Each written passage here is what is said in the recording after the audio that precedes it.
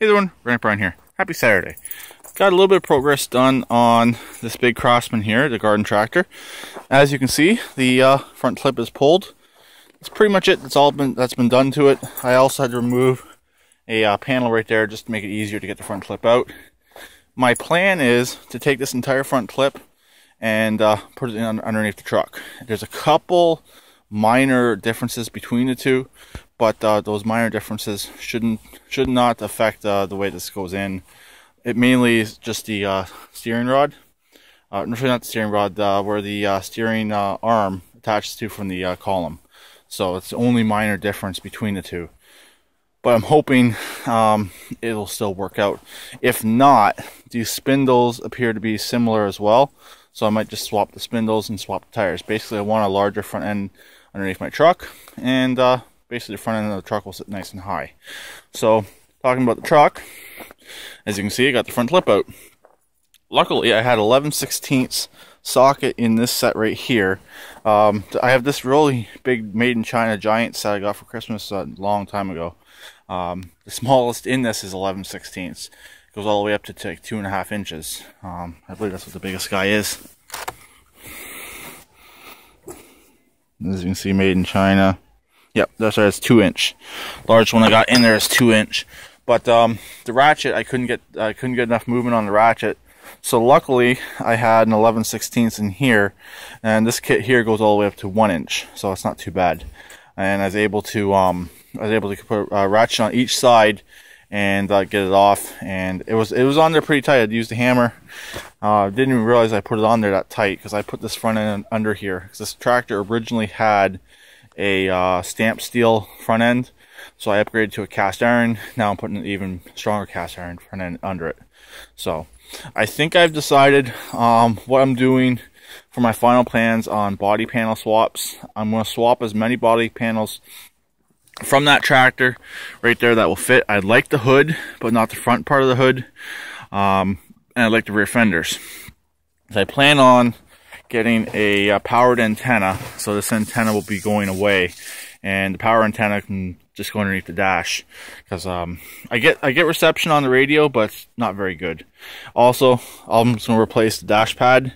That one there is perfect, and the steering column I might replace from the tractor over there, but then I'll put this steering column back into that tractor, because I don't really care what that one looks like, as long as it runs, drives, and will be a good yard tractor for somebody. So that's the only really thing I care about that does those two things, really. And it's going to have okay parts, but it's not going to have the best parts. So that's pretty much it. Also, if someone knows the exact model of this tractor, it'd be greatly appreciated, because I have no idea what they mean by diehard. The other one actually has a diehard on it as well. Is that the series, diehard series of Craftsman's, or what? Like, I believe these are the LT4000s, but I'm not 100% sure if these are the LT4000s. But that's pretty much it on this. As you can see, it's out, sitting up on jack stands. Only way I go. Safest way of doing it. You don't want to be underneath there with just a jack. I had pretty hard time getting the pulley off on this here, getting the bolt off. Heck, I had to get the impact under there. And it turns out this actually has an 1.1/8" shaft on it. I'm going to have to order up a custom pulley. I'm going on Tuesday to go in, and hopefully they said they should have it in, and go from there. But this engine swap will not be happening for a couple of weeks. Not next weekend. I got some stuff to do in the house. I got to get some stuff done in there. The weekend after that, I'm going away. So about 3 weeks, this engine swap will most likely be happening. I don't know if I made a video of this or not, but I believe, my hood's going to fall off. I believe this engine has a hours meter hookup right here. This blue wire right there. So it's going into the main engine wiring harness, which goes underneath the shroud. So really the only way to find out is to take the shroud off and see if the coils have 2 lines coming off of them. But it appears that it does. So I might end up going on eBay, buying an hour meter, or what I'm going to do is take the hour meter from the zero turn and either take it all apart and zero it out, or at least maybe it's 100 hours or something like that, and install it. Because I still don't know if this engine has a takeoff on it for pressure, for oil pressure sensor.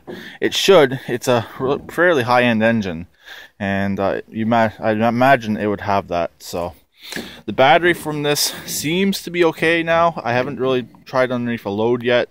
Maybe we'll do a load test on that later. Also, the steering wheel on this will most likely be going on the truck as well. And the seat here will go on the other mower because the seat's in better shape than the seat that's on there. But close up the hood. Don't want to drop it. So mainly thing I want off this is the metal, and probably this dash, as this part of the dash as well, the plastic part, because it's in better shape than the one on the truck right now as well. But that's pretty much it. Emily's up there shoveling snow. As you can see, she got her ramp cleaned off, and a good portion of the deck. Now she's cleaning up her mess and trying to make her way back to me. But that's pretty much it. So I'll talk to her later. Please keep it redneck like always, and please subscribe and comment.